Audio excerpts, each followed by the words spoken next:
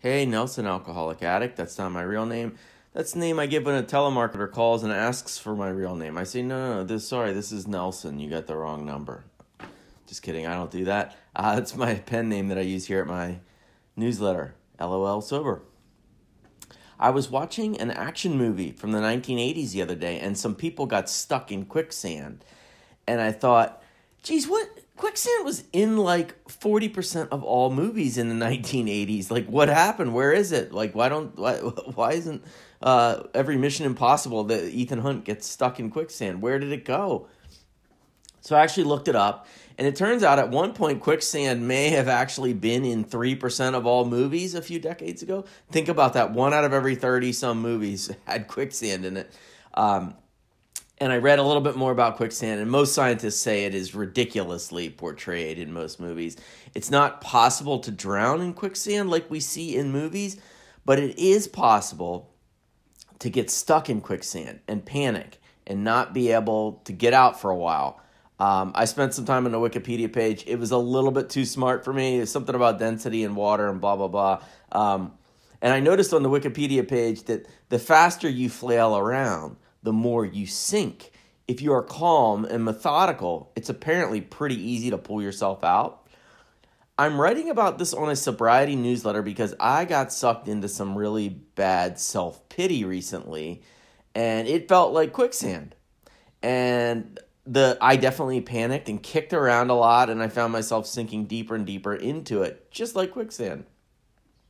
Just to clarify what I'm talking about when it comes to self-pity, it's those times when I'm thinking, why me, why, all of that stuff. Whereas in the rooms we say, poor me, another one. Just moping around, basically. And what happens is I catch myself telling at least 5 people how tough I've had it. Oh, this traffic jam. Oh, this email from my boss. And I had a ugly bout of it the other day when I had to drive all my kids around from, I'd say 3:15 p.m. on a Friday afternoon until 10 p.m. that night, just shuttling from one place to another, back home, then to another place, pick up another kid, drop them off. It was a bonkers amount of driving up and down the same freaking streets over and over again, hustling from one activity to another. And it would have tired anybody out, I think, but I ended up on Friday night just getting more and more aggravated, telling myself a story about how tough I've had it, how I should be dad of the year after all this bullshit of being, a dad, a responsible dad. I did end up letting each kid know what a brutal afternoon I had of chauffeuring. Just, you need to know how bad I've had it, children. I can laugh about it now, but it was pretty dopey, and it was like quicksand. I got myself whipped into a frenzy, sitting in the car, not talking to anybody but myself, and it was very hard to pull out of there.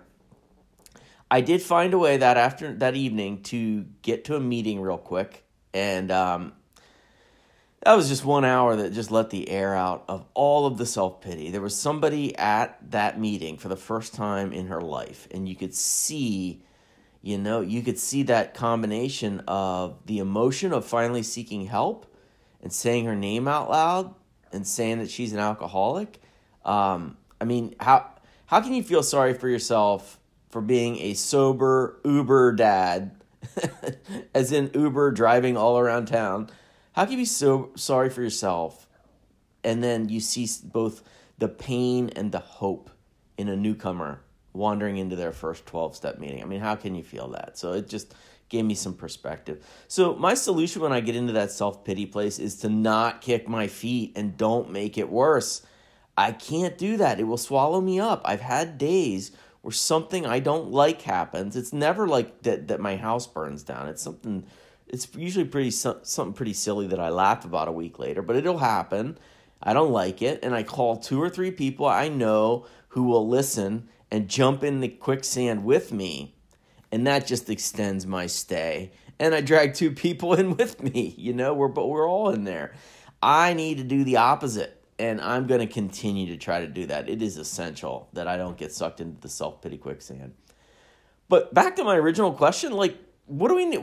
Can we start a petition here? Let's get more quicksand in movies. I miss it. Thank you for letting me share.